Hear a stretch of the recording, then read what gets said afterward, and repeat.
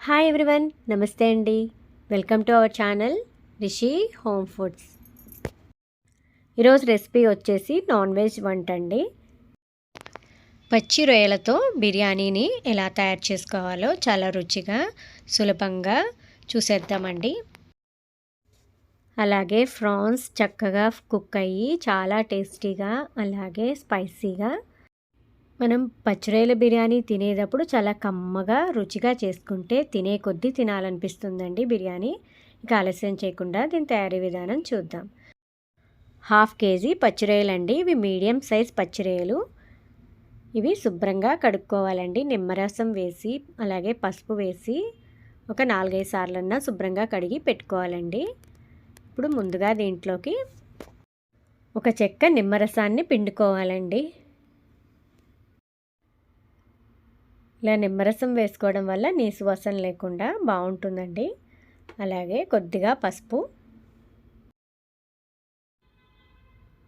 1 spoon salt వేసుకుని, salt ఎక్కువ వేసుకోకూడదండి, కొద్దిగానే వేసుకుని మొత్తం కలిసేలాగా బాగా కలుపుకోవాలండి. ఇలా కలుపుకున్నాక ఒక పావుగంట పాటు మూత పెట్టి ఒక పక్కన పెట్టుకోవాలండి.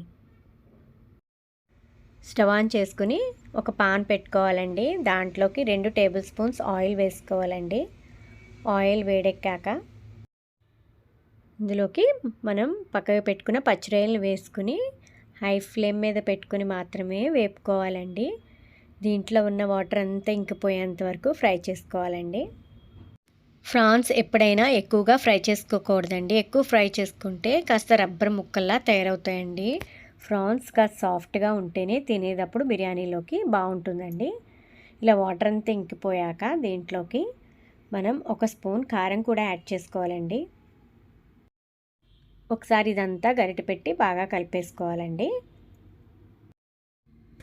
అలాగే దీంట్లోకి 1 స్పూన్ గరం మసాలా కూడా వేసుకుని ఇది మొత్తం కలిసేలాగా కలుపుకోవాలండి. ఇది మొత్తం 1 నిమిషం పాటు ఇలా కుక్ చేసుకుని స్టవ్ ఆఫ్ చేసుకుని పక్కన పెట్టుకోవాలండి. మళ్ళీ అదే పాన్లోకి ఒక 2 టేబుల్ స్పూన్స్ ఆయిల్ యాడ్ చేసుకోవాలండి. ఆయిల్ వేడెక్కాక నేను ఇక్కడ మీడియం సైజ్ 3 ఉల్లిపాయలు తీసుకుని సన్నగా పొడుగ్గా కట్ చేసుకున్నానండి. అవి కూడా వేసుకుని బాగా ఫ్రై చేసుకోవాలి. గోల్డెన్ కలర్ వచ్చేంత వరకు ఫ్రై చేసుకోవాలండి ఉల్లిపాయలు. దీంట్లోకి సన్నగా కట్ చేసుకున్న 3 పచ్చిమిర్చిలను వేసుకుంటున్నానండి. ఇవి కాస్త ఘాటుగా ఉన్నాయి కాబట్టి నేను 3 వేసుకున్నాను. ఉల్లిపాయలు ఇలా వేగాక దీంట్లోకి 1 స్పూన్ అల్లం వెల్లుల్లి పేస్ట్ వేసుకుంటున్నానండి. ఇది పచ్చివాసన పోయేంత వరకు వేయించుకోవాలండి. అల్లం వెల్లుల్లి పేస్ట్ ఎంత వేగితే అంత టేస్టీగా ఉంటుందండి. అలాగే కొద్దిగా పుదీనా, ఇది 1 కట్ట పుదీనా అండి. శుభ్రంగా బాగు చేసుకుని ఇలా కడిగి వేసుకుంటున్నానండి. అలాగే గుప్పెడు కొత్తిమీరని చిన్న ముక్కల కింద కట్ చేసుకుని వేసుకుంటున్నానండి. ఇవి 2 బాగా గరిటె పెట్టి కలుపుకుని ఫ్రై చేసుకోవాలండి. ఆకుకూరలు ఇలా మగ్గాక దీంట్లోకి ఒక 1/2 స్పూన్ సాల్ట్ వేసుకుంటున్నానండి. ఈ ఉల్లిపాయలకి అలాగే ఆకుకూరలకి పట్టేంత వరకు వేసుకున్నానండి. ఇవి బాగా కలుపుకుని కొద్దిసేపు మగ్గనిచ్చి వేయించి పక్కకు పెట్టుకున్న ఫ్రాన్స్ని కూడా వేసేసుకోవాలండి. ఇలా మొత్తం ఫ్రాన్స్ అన్నీ వేసేసుకున్నాక మరొక నిమిషం పాటు బాగా కలుపుకొని మగ్గనివ్వాలండి. ఇప్పుడు దీంట్లోకి 1 స్పూన్ కారం యాడ్ చేసుకోవాలండి. గరిటె పెట్టి ఇదంతా ఒకసారి బాగా కలిపేసుకుని కాసేపు మగ్గించుకోవాలండి. ఇలా మగ్గించుకున్న దాంట్లోకి చిక్కగా తీసుకున్న కొబ్బరి పాలు 1 కప్పు వేసుకుంటున్నానండి. ఇది 100 గ్రామ్స్ ఉంటుందండి. ఇది వేయడం వల్ల మనకి బిర్యానీ చాలా కమ్మగా ఉంటుంది. అలాగే ఫ్రాన్స్ చేసుకున్నప్పుడు ఎప్పుడైనా మనం కొబ్బరి పాలు వేసుకుంటే చాలా టేస్టీగా ఉంటుందండి. అలాగే మనకి కొబ్బరి అన్నంతో పాటు ఫ్రాన్స్ కర్రీ తిన్నా కూడా చాలా రుచిగా ఉంటుందండి. ఈ కొబ్బరి పాలు మొత్తం ఇంకేంత వరకు ఇలా ఫ్రాన్స్కి బాగా పట్టేంత వరకు ఫ్రై చేసుకోవాలండి. ఇప్పుడు స్టవ్ ఆఫ్ చేసుకొని దీన్ని పక్కన పెట్టుకోవాలి. మనం బిర్యానీ తయారు చేసుకోవడానికి ఇక్కడ నేను ఒక గిన్నెను పెట్టుకున్నానండి. దాంట్లోకి 3 టేబుల్ స్పూన్స్ ఆయిల్ వేసుకుంటున్నానండి. ఆయిల్ హీట్ అయ్యాక బిర్యానీ మసాలాలు వేసుకోవాలండి. 2 బిర్యానీ ఆకులు, 3 ఇలాచీలు, 3 లవంగాలు, 1 జాపత్రి, 1 మరాఠీ మొగ్గ, కనాస పువ్వు, అలాగే కొద్దిగా షాజీరా వేసుకున్నానండి. అలాగే ఒక 10 దాకా మిరియాలు కూడా వేసుకుంటే చాలా రుచిగా ఉంటుందండి. మనం ఫ్రాన్స్ వండుకున్నప్పుడు ఎప్పుడైనా సరే మిరియాలు వేసుకుంటేనే రుచి బాగుంటుందండి. మనం వేసుకున్న బిర్యానీ మసాలా అంతా మంచి కలర్ చేంజ్ అయ్యేంత వరకు, ఫ్లేవర్ని ఇచ్చేంత వరకు వేయించుకోవాలండి. దీంట్లోకి ఒక 10 జీడిపప్పుల దాకా వేసుకున్నానండి.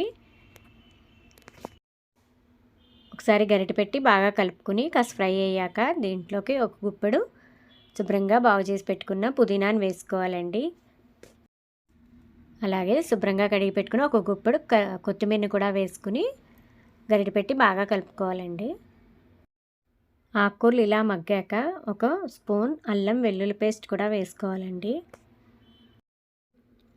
ఇది పచ్చివాసన పోయేంత వరకు వేయించుకున్నాక దీంట్లోకి ఒక స్పూన్ గరం మసాలా కూడా వేసుకోవాలండి. గరం మసాలా ఇలా ఫ్రై చేసుకున్నాక దీంట్లోకి నేను ఒక 1/2 కిలో బాస్మతి రైస్ని తీసుకున్నానండి. దానికోసం ఇక్కడ నేను 2 గ్లాసెస్ వాటర్ని యాడ్ చేసుకుంటున్నానండి. ఇలా మనం సెపరేట్గా ఉడికిస్తున్నాం కాబట్టి నేను ఒక గ్లాస్కి 2 గ్లాసుల వాటర్ వేసేసానండి.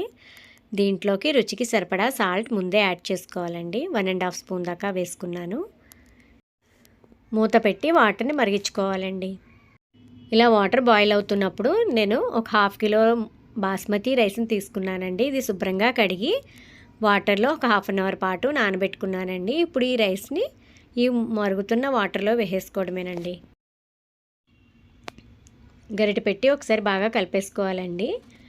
మళ్ళీ హై ఫ్లేమ్లో మూత పెట్టి ఒక 5 నిమిషాల పాటు ఉడికించుకోవాలండి. మధ్య మధ్యలో కలుపుతూ ఉండాలి. మనం వేసుకున్న వాటర్ అంతా ఇంకిపోయి ఇలా 80% కుక్ అయితే సరిపోతుందండి రైస్. ఇలా పొడి పొడిలాడుతూ ఉండాలి రైస్. ఇప్పుడు దీంట్లో మనం సగం పార్ట్ రైస్ని ఒక బౌల్లో వేసుకుని ఒక పక్క పెట్టుకోవాలండి. గిన్నెలో ఉన్న రైస్ మొత్తం ఇలా సర్దేసుకుని గరిటెతోటి మనం పక్కకి పెట్టుకున్న ఫ్రాన్స్ని కూడా ఈ రైస్ మీద వేసుకోవాలండి. ఒక లేయర్ కింద ఇలా మొత్తం రైస్ మీద స్ప్రెడ్ చేసుకుని వేసుకోవాలండి. మొత్తం రైస్ మీద ఇలా స్ప్రెడ్ చేసుకున్నాక మనం పక్కకి తీసి పెట్టుకున్న బాస్మతి రైస్ని కూడా దానిపైన వేసేసుకోవాలండి.